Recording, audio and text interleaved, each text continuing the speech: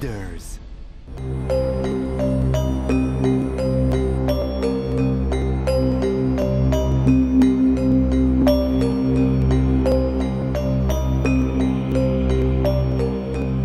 Le 25 mars 2013, les autorités maliennes de transition demandent de l'aide à l'ONU. Le Conseil de sécurité répond favorablement et adopte à l'unanimité le 25 avril 2013 la résolution 2100, établissant la mission multidimensionnelle intégrée des Nations Unies pour la stabilisation au Mali, connue par son acronyme MINUSMA.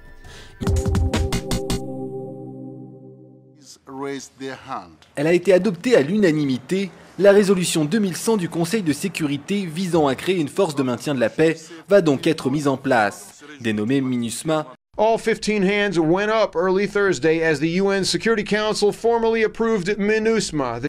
Yes, it was a unanimous vote. All 15 members of the Security Council are supporting this new mission. Le Conseil de sécurité de l'ONU a voté à l'unanimité la résolution 2100 autorisant le déploiement des casques bleus au Mali. Le Mali est pleinement disposé à accueillir cette mission qui sera dotée d'un mandat axé entre autres sur la stabilisation des grandes agglomérations du Nord, le rétablissement de l'autorité de l'État, le soutien à la feuille de route, y compris le dialogue politique et le processus électoral, la protection des civils, la promotion et la protection des droits de l'homme ainsi que l'assistance humanitaire.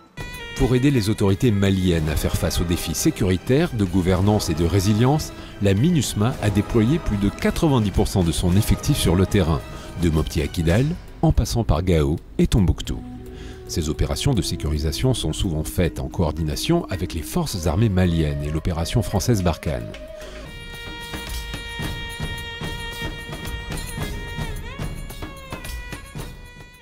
La mission des Nations Unies au Mali, déployée depuis le 1er juillet 2013 au Mali, dans le cadre des résolutions du Conseil de sécurité 2100 et 2164, a contribué à atteindre un certain nombre d'objectifs, notamment la mise en œuvre des dispositions de l'accord préliminaire de Ouagadougou entre le gouvernement malien et les groupes rebelles du nord du Mali, qui prévoit le retour à l'ordre constitutionnel à travers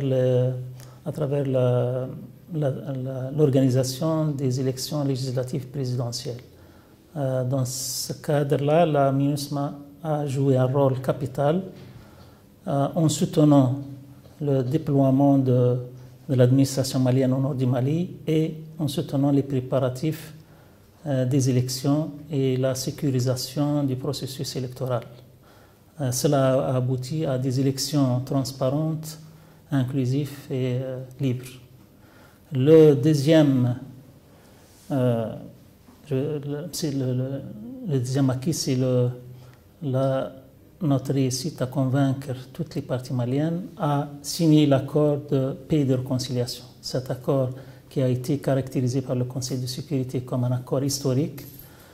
Cet accord a été bien évidemment soutenu par la médiation internationale et l'Algérie, qui a commencé depuis juillet 2014. Nous avons pu réussir à convaincre toutes les parties maliennes à s'inscrire dans la logique de paix, à s'inscrire dans la logique de cet accord de paix et de réconciliation qui a été signé le 20 juin dernier. Le 23 juin, le Conseil de sécurité a modifié le mandat de la MINUSMA pour faire le focus sur la mise en œuvre. Donc, nos priorités en ce moment, c'est d'accompagner et de soutenir le gouvernement à mettre en œuvre cet accord. Le gouvernement et bien évidemment les groupes rebelles du Nord pour assurer la supervision du cessez-le-feu et aussi soutenir les populations en termes d'assistance humanitaire, en termes de promotion des droits de l'homme et de la justice et réconciliation nationale. En termes de défis, il y a un certain nombre de forces négatives au nord, y inclut des groupes terroristes, des criminels, des narcotrafiquants de drogue, qui sont en train d'entreprendre des efforts jour et nuit pour essayer de dérailler le processus de paix, parce que la paix au Mali, ce n'est pas dans leur intérêt, ce n'est pas dans leur business. Donc on a ce genre de défi que on est en train de travailler avec le gouvernement et avec le groupe rebelle aussi pour lutter contre ces groupes, ces forces négatives.